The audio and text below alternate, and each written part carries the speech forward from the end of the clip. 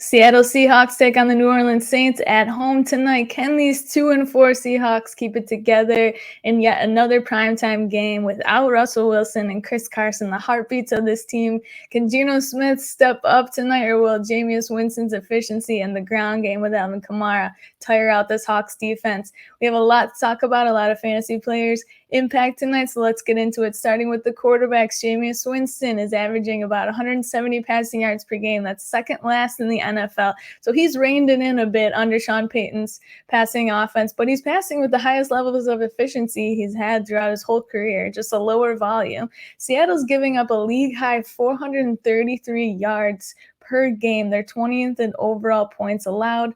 Winston's coming off a bye week and had his best fantasy game of the season against Washington in week 5. That's another bad passing defense.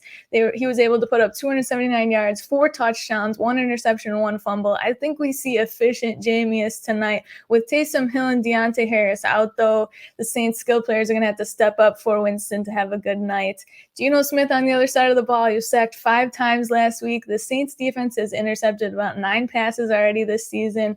He did look much more put together in that second half of the game last week against Pittsburgh in primetime. He was cooking a little bit more. He almost led them to a victory, but that was a heartbreaker. The Saints do have a better passing defense overall than Pittsburgh, though. It's worth noting they allowed the second fewest amount of points to the quarterback position, but some of us are forced to start Geno tonight with these bye weeks and injuries, so just temper our expectations a bit. Wide receivers on that side of the ball, Deontay Harris is out for the Saints tonight. The only wide receiver I'm looking to start for the Saints today is Marquez Callaway. I'm hoping to see him have a sneaky good game. Michael Thomas is, of course, still in IR, not coming off anytime soon.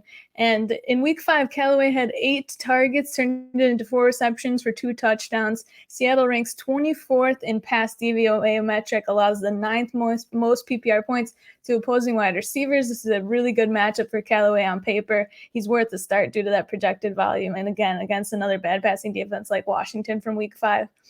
Seattle on that side of the ball, DK Metcalf. Last time DK Metcalf went against Marshawn Lattimore, cornerback for the Saints, he finished with 2 receptions for 67 yards.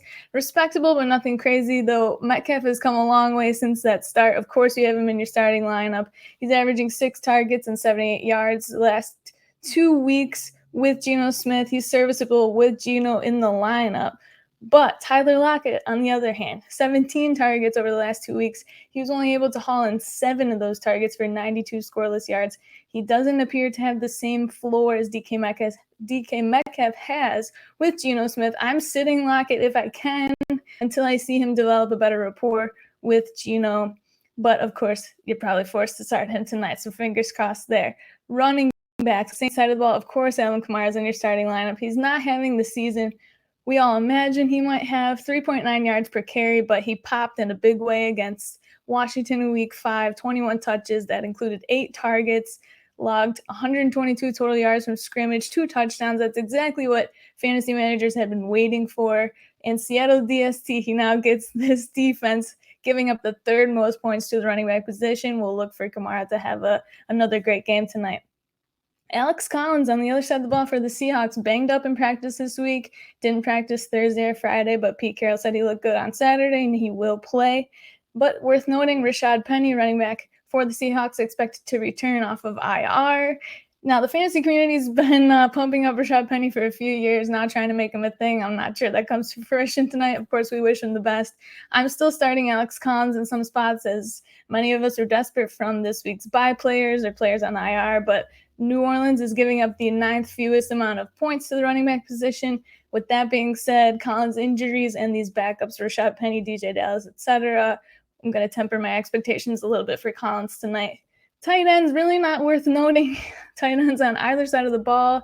If I had to take a dart throw, I'm going to go with Juwan Johnson for the Saints and Will Dissly for the Hawks, though none of their tight ends is getting real clear week-to-week production. Of course, they're mostly touchdown dependent. Worth noting, the Seahawks, for the Seahawks, New Orleans is 11th best against the tight end position. Seattle's only 20th best. So I'm not sure we see these guys involved too much for the tight end position, but make sure you go to footballguys.com, subscribe on YouTube, Football Guys.